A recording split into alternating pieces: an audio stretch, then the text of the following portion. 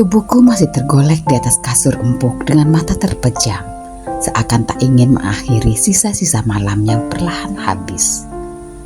Ingatanku dengan segar memflashback kejadian menakjubkan malam ini, namun kurasakan dengan pasti sinar matahari telah mengintip, memaksa menerobos masuk melalui celah-celah jendela, seakan ingin mengingatkan kalau hari tak lagi malam.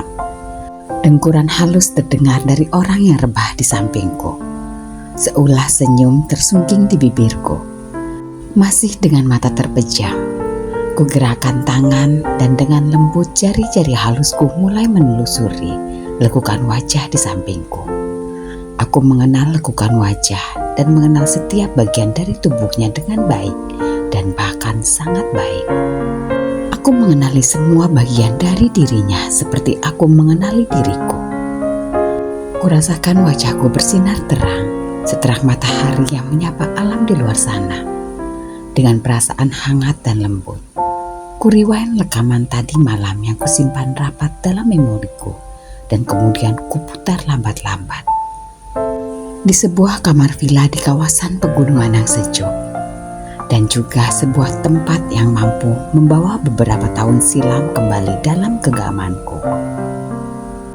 Tadi malam di tempat itu, ketika rembulan dengan malu-malu menampakkan diri, ketika gemintang berkelip tajam tanpa terhalang mendung, ketika malam semakin pekat, ketika suara jangkrik dan hewan lainnya bersahutan jauh di luar sana, ketika angin berhembus lirih, ketika tembok dan seluruh isi kamar itu diam membisu, aku dan dia terhanyut, larut dalam kerinduan yang makin berkarat. Kerinduan akan keindahan yang selama ini selalu kami inginkan. Kerinduan akan saat-saat seperti itu, yang ternyata terjadi bahkan setelah bertahun-tahun perpisahan. Tak ada suara, tak ada kata-kata. Kebisuan kami menambah bisunya ruangan itu. Hanya desahan nafas yang memburu, bertarung dengan gelapnya malam yang kian pekat. Seulah senyum tersungging di bibirku. Jari tanganku semakin lincah menelusuri tubuh yang rebah di sampingku. Mataku masih terpejam, tanpa ada keinginan untuk membukanya. Sungguh, malam ini begitu berbaik hati kepadaku, sehingga aku bisa bermimpi indah. Aku bisa melewati malam ini dengan baik dan lancar, tanpa harus terbebani dengan berbagai perasaan yang selalu menghinggapi setiap malamku. Merasa jijik dengan bau keringat yang selalu terasa asing, meski telah sering kucium bau itu. Merasa risih mendengar deru nafas penuh birahi. Merasa terganggu jika ada air ludah bercampur dengan air ludahku. Juga merasa perih dan tertusuk hatiku, hingga aku harus meneteskan air mata. Sungguh, malam ini begitu menakjubkan. Ia mampu mengantarkan sebuah keindahan yang kuinginkan dari beribu malamku yang terengut. Ia mampu mewujudkan mimpi dan kerinduan yang kian berkarat setiap detiknya. Ia mampu mengubah rasa jijik, risih, terganggu, atau rasa perih hati menjadi sebuah keinginan dan harapan untuk terus bisa merasakan damainya malam ini di malam-malam lainnya. Betapa keinginan itu terus membara, betapa keinginan itu tak pernah padam, meski tahun-tahun telah aku lewati dengan berbagai dinamika kehidupan. Sentuhan jari-jari tanganku sepertinya tidak mengusik tidur lelapnya. Ia hanya mengeliat sejenak dan kemudian terlelap lagi. Aku pun sama sekali tak berniat membangunkannya. Tiba-tiba bunyi nada polifonik terdengar menggelitik telinga. Kuraih telepon genggam miliknya. Dari mana bunyi itu berasal? Dengan segera aku mengetahui dari siapa panggilan tersebut. Haruskah aku membangunkannya? Namun bunyi tersebut tak pernah terhenti dan makin lama semakin kencang. Dengan hati-hati akhirnya ia kubangunkan dan kusodorkan benda itu padanya yang ia sambut dengan enggan. Pagi? Ya, Papa baru bangun. Seminar kemarin sangat menguras energi sehingga terasa melelahkan. Apa? HP Papa mati? Oh ya, Tadi malam sengaja dimatikan supaya tidak mengganggu istirahat papa.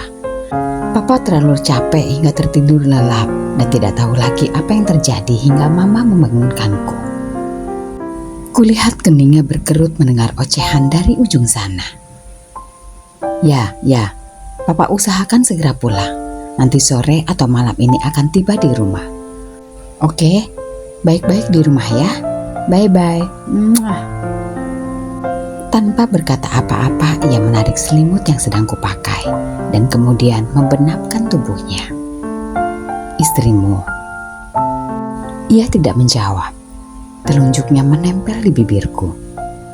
Jari-jari tangannya menyimbangkan lembar demi lembar rambut yang menutupi sebagian kening dan mataku. Kemudian dengan erat ia membenamkan wajahnya di tubuhku hingga dapat kurasakan degup jantungnya.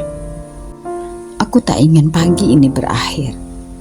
Aku tak ingin lagi melewati malam-malam tanpamu. Aku ingin selalu merasakan indahnya tadi malam.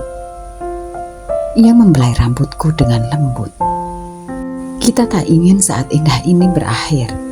Kita tak ingin mengakhiri malam, mengakhiri pagi, dan mengakhiri segalanya. Dulu pun kita tak ingin mengakhiri kebersamaan kita. Meski kemudian semuanya berakhir. Berjanjilah bahwa akan selalu ada hari lain, malam lain, dan kita akan selalu saling memiliki.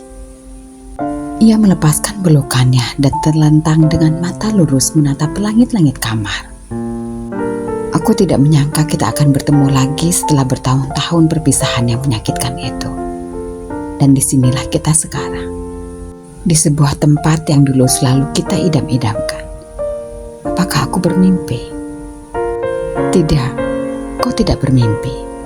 Kita tidak sedang bermimpi. Kita sedang berusaha mewujudkan impian dan harapan kita. Dan aku yakin kita akan bisa melakukannya bersama-sama. Seperti apa yang kita inginkan dulu. Aku tahu kau terluka. Aku pun begitu. Kita sama-sama terluka. Aku tak pernah berhenti mencintaimu. Tapi ingatlah, kita masing-masing telah mempunyai keluarga dan tidak bisa meninggalkan mereka. Kau tidak tahu betapa menderitanya aku melalui malam-malam menjijikan. Mencium bau keringat orang yang tidak aku sukai. Memperhatikannya dan melahirkan anak untuknya. Kenapa aku tidak melahirkan anak untukmu? Kenapa? Semua itu begitu menyakitkan. Ia memejamkan mata. Wajahnya menyeringai kesakitan. Bibirnya bergetar. Perlahan dari sudut matanya kulihat butiran beningnya kemudian membasahi bulu-bulu matanya. Aku tertegun. Betapa ia pun merasakan sakit yang sama sepertiku. Tapi begitulah. Akhirnya pagi pun berakhir, berlalu dalam kepedihan. Keindahan sekejap di malam itu tak mungkin lagi aku miliki.